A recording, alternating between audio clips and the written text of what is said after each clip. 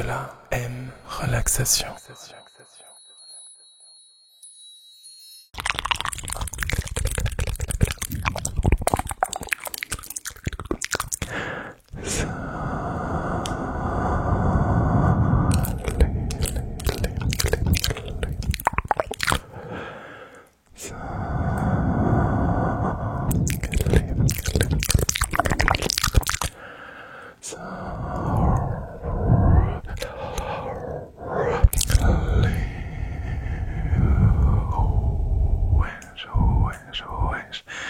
Mes petits Maltesers chocolatés, comment ça va tout le monde? Bienvenue dans cette nouvelle vidéo.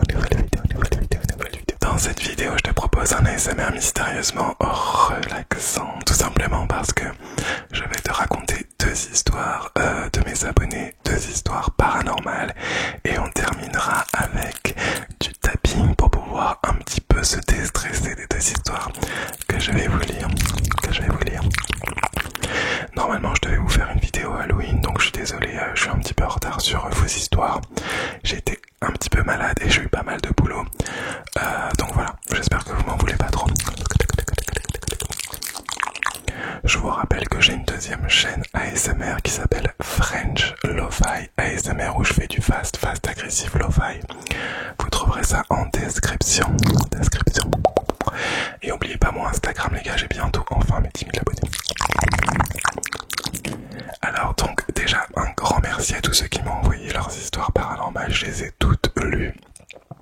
J'en ai sélectionné que les deux que je trouvais les mieux écrits, les mieux présentés, et surtout celles qui m'ont fait un petit peu peur, même beaucoup. Merci vraiment à vous tous pour tous vos témoignages, j'ai reçu pas mal de mails, donc merci beaucoup. J'espère que vous avez passé un bon Halloween aussi. Allez, on va pas perdre de temps et on va commencer par la première histoire. Première histoire, le sanatorium hanté. Alors je vous donne pas le nom de la personne qui me l'a envoyé parce qu'il voulait rester anonyme, et dans cette histoire, vous le verrez, il utilise aussi des faux noms. Alors je commence l'histoire. Salut Nicolas et les Maltesers Choco. J'hésite à raconter cette histoire, mais bon, je vais quand même le faire. Je vais juste éviter de donner trop de détails, comme les noms de mes potes ou le lieu où c'est arrivé, parce qu'on préfère rester anonyme. C'était il y a quelques mois pendant l'été. On s'était chauffé pour faire un urbex. Moi et trois potes, je vais les appeler Sam, Léo et Max. On avait entendu parler d'un vieux bâtiment abandonné, une espèce de sanatorium ou je sais pas trop quoi. Un truc bien flippant. On se dit que ça peut être marrant d'aller faire un tour. D'ailleurs, je rappelle à vous tous que l'urbex peut être très dangereux, donc faites gaffe si vous en faites et n'en faites jamais seul. Quand on arrive sur place, j'étais pas bien du tout. J'avais un mauvais pressentiment. Le bâtiment était immense, totalement délabré avec des fenêtres pétées. On se motive, on prend nos lampes torches et on rentre. Au début, tout est normal, on explore les couloirs, on rigole un peu, on prend des photos pour la forme. Mais très vite, l'atmosphère devient lourde. On ressent tous un truc bizarre, comme si quelqu'un nous observe. Au bout d'un moment, on arrive dans une grande pièce, probablement une salle commune. À l'époque, il y a des vieux meubles renversés, de la poussière partout. C'est là que les choses commencent à vraiment devenir étranges. D'un coup, Sam s'arrête net. Il fixe un coin de la pièce complètement figé. Quand on lui demande ce qu'il se passe, il murmure juste « Vous voyez pas ça? Il y a quelqu'un là-bas. » On regarde tous, mais il y a rien. Mais c'est ce qu'on croyait, parce que juste après, on entend un bruit de pas. Des pas lourds, comme si quelqu'un se rapproche de nous. Le problème, c'est qu'on est seul, et les bruits ne viennent pas de nous. Là, on flippe. Sur l'instant, on pense que c'est peut-être un squatter ou un truc du genre. Mais quand les pas s'arrêtent d'un coup, le silence était pire. Max commence à paniquer, il veut qu'on parte direct, mais Léo, qui adore ce genre de truc, il regarde des vidéos urbex, nous a dit de rester encore un peu. Alors on continue, mais clairement, on est tous sur les nerfs. À À ce moment-là, il se passe un truc que je ne peux même pas expliquer. La température de la pièce baisse d'un coup. Genre vraiment. Alors qu'on était en plein été, on se regarde tous en mode qu'est-ce qui se passe ici? Et là on entend une voix. C'était pas clair, c'était plus comme un murmure, mais on a tous entendu la même chose. Quelqu'un nous dit sortez d'ici. Mais on sait que c'est pas possible. Il y avait personne à part nous. Alors on récupère nos affaires et on se barre le plus vite possible. Une fois dehors, Sam est blanc. Il tremble, on s'assoit un moment pour se calmer et personne dit rien. C'est en rentrant chez moi que je réalise vraiment ce qui s'est passé. Et franchement, ça va me mettre mal à l'aise pendant plusieurs jours. J'ai l'impression que quelqu'un me regarde tous les soirs à la même heure.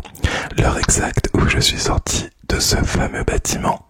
Vous pouvez me prendre pour un fou, mais je vous l'assure, tout est vrai. Depuis, on n'a plus jamais parlé de cette histoire entre nous et on n'est jamais retourné là-bas non plus. Logique.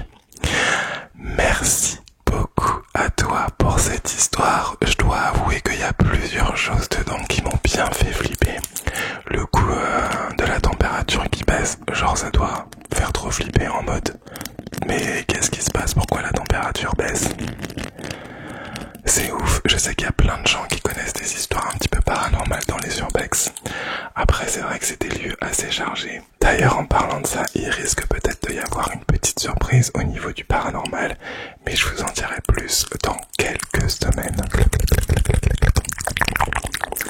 Et on va passer à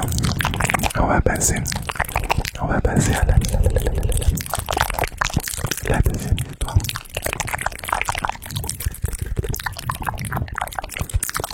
L'homme dans le jardin. Alexandre. Merci Alexandre d'avoir envoyé cette histoire. Salut Nico, j'espère que ça va pour toi en ce moment. Comme tu as pu le voir, je vais te raconter une histoire d'horreur. Je sais pas si vous allez trouver ça flippant, mais vu que j'étais très jeune, j'ai vraiment eu très peur. Alors commençons par le début. Ce jour-là, j'avais 5 ans et ma sœur 10. On jouait dans le jardin avec nos vélos et on rigolait bien.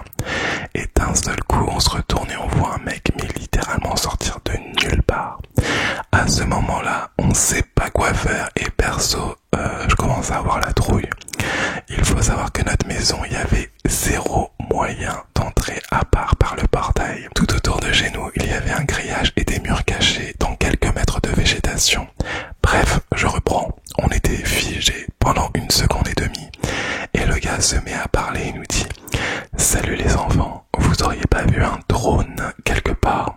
Nous, terrorisés, on répond « Non, on n'a rien vu. » Et là, il nous dit « Ok, pas grave, je vais chercher. » Moi et ma sœur, on fonce chercher mon père qui n'en croit pas ses yeux que quelqu'un soit rentré par effraction chez nous et part donc mettre une raclée à ce gars car il nous avait foutu une peur bleue. Mon père, c'est le GOAT. Et là, 10 minutes plus tard, impossible de retrouver cette personne. Mon père le cherche pendant une bonne heure et déclare qu'il est parti. Mais maintenant, il reste une question existentielle. Comment il a pu rentrer chez nous? Et après cela, on s'est regardé, ma sœur, mon père et moi, et on se demande par où il est passé. Et après une bonne heure, on a trouvé absolument rien. Et là, on était un peu tourmenté car on ne savait pas du tout où il était, d'où il venait et surtout pourquoi. Malheureusement, il n'y a pas de suite à cette histoire, mais a priori, il y a quand même un détail important. On avait une alarme. Je vais pas dire la marque de l'entreprise qui a fabriqué cette alarme, mais cette alarme nous envoie un message car ils ont détecté une personne rentrée dans notre jardin. Mais ils précisent que sur les images des caméras de surveillance, ils ne voient ni le moment où il est rentré, ni le moment où il est ressorti. On trouve ça très bizarre, mais ils disent qu'il n'y a rien à craindre. Voilà, c'est la fin de mon histoire. J'espère que t'as apprécié et surtout que je vais passer dans ta vidéo. Je précise que cette histoire est entièrement vraie et que je n'ai rien inventé. Bonne relaxation. Eh ben écoute, merci beaucoup Alexandre. Effectivement, je trouve ça extrêmement chelou en fait l'histoire de l'alarme, genre comment... C'est trop bizarre. bizarre comment il peut y avoir un signal alarme or qu'on voit personne. Je trouve ça trop étrange. Et puis apparemment, si le jardin est inaccessible, comment la personne est entrée? Merci à vous deux pour vos histoires. Merci à tout le monde de m'avoir envoyé vos petites histoires paranormales. Et pour se détendre et terminer cette vidéo en beauté avec plein de frissons ASMR, et surtout pour clôturer un petit peu cette période Halloween et passer enfin à Noël. It's time. Je vais pas encore mettre le décor de Noël, vous inquiétez pas, mais cette année je vais vous réserver un beau décor.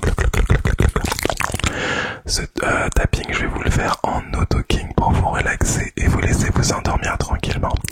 Après les histoires que je vous ai racontées, encore merci à tous ceux qui m'ont envoyé des mails, vous êtes l'épaisse. Bonne relaxation à tous. Bonne relaxation.